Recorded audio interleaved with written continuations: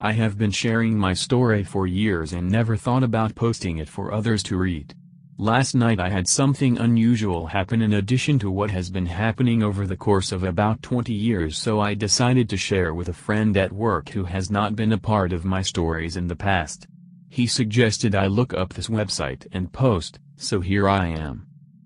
About 20 years ago, while home with my 2-year-old son, I had what I believe to be my first encounter.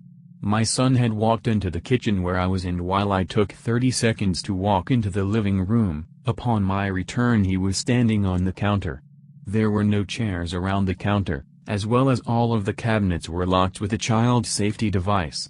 He could not tell me how he arrived to where he was standing, and I was so concerned with his safety I did not even think about how he actually climbed up there. After a few minutes of shock I began to think about how this could have happened and came up with nothing. Over the course of the next few years I realized I was not alone even when I was by myself. My wife and I do not sleep together because we both snore. Over the next 6 years, while living in Kissimmee, Florida, I slept on the couch and she took the bedroom. During this time, while sleeping on the couch, on numerous occasions I was awoken by the sound of 3 knocks on what appeared to be a window or door.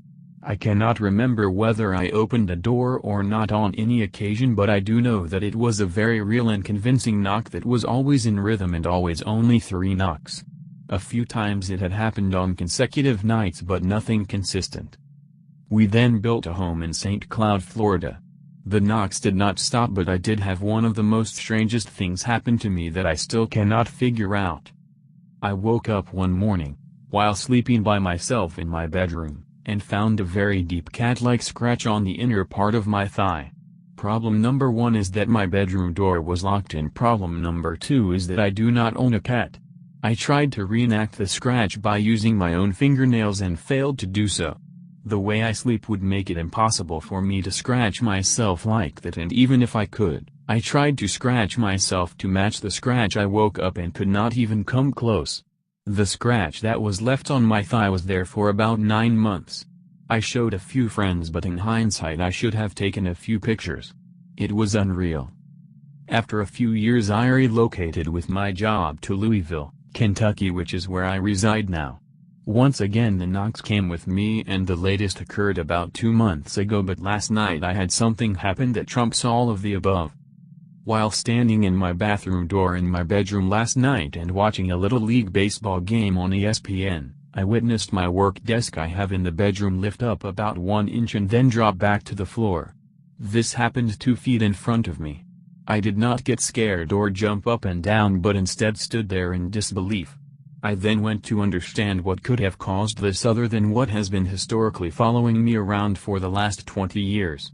My chair was not close to the desk. The desk was not up against the wall just in case anything hit the house hard to move the desk. I was reaching for something with that one.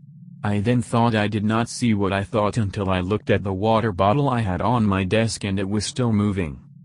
These are things I cannot explain.